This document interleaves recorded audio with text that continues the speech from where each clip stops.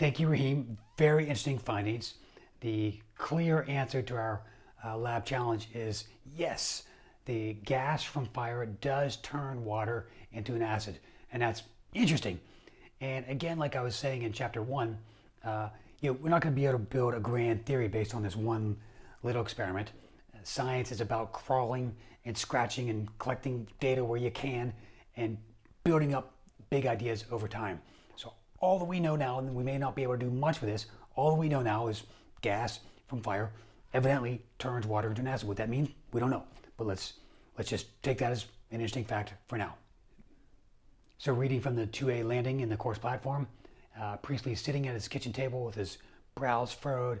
He's breathing slowly and focused thought. He can't wrap his head around the results of this latest experiments that we all did, and this idea of phlogiston. And so these ideas are kind of going around in his mind, and he's just struggling to make sense of them. The loop in his head is finally broken by the smell of fresh herbs as his wife, who's been tending to rosemary and mint and lavender in the garden, comes in to the kitchen for a quick rest. She leans her elbows on the table, her fingers soiled from the work in the garden, her face tanned from the sun. Sensing Joseph's frustration, she knows her husband well.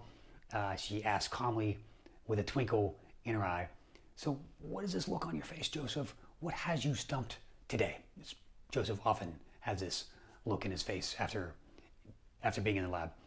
"Mary, it's this gas produced by fire. I can't seem to figure out how it seems to be producing this unbreathable acidic gas, which must be phlogiston. And this phlogiston mixes with regular air in the inverted beaker. How can that be? How can two different gases mix?" So it's interesting that that's his question. His first question is just, how can gases mix? And Mary kind of responds almost like I would imagine you or I would respond in the 21st century. "Why is this a problem exactly?" Mary responds after thinking for some time, to say, "Why can't what is happening be exactly as you say? Why can't gases mix?" "Well, if air is a chemical, it ought to have a special chemical makeup. It ought to have its own special chemical makeup. Different airs, meaning different gases, ought to be made of different pure chemicals with their own properties." "I see your point, dear. I understand the question." Mary looks at her husband with a growing smile on her face. I think she might be coming up with some sort of understanding that she's going to relay to her husband, who's been struggling. "Well, the way I see it, you're right. These invisible gases, as they're called, ought to have their own chemical makeup and properties. But who's to say that more than one gas can't be in the same place at the same time?" Joseph opens his mouth to contest that two things can't occupy the same space at the same time, but Mary cuts in before Joseph can speak a word. She knows what Joseph's going to say, and she says, "Take soup, for example. It can be all carrots, or soup can be all potatoes. You can have carrot soup, or you can have potato soup. Or like tonight's dinner, it can be half full of both. You can have carrots and potatoes. But imagine, Joseph, if both carrots and potatoes were invisible. You would have no idea what was in this soup until you actually took a bite." Priestley jumps up, takes his wife's hands. He's excited and exclaims, "Mary, my dearest, you're beautiful." He then promptly disappears into his study, into his lab.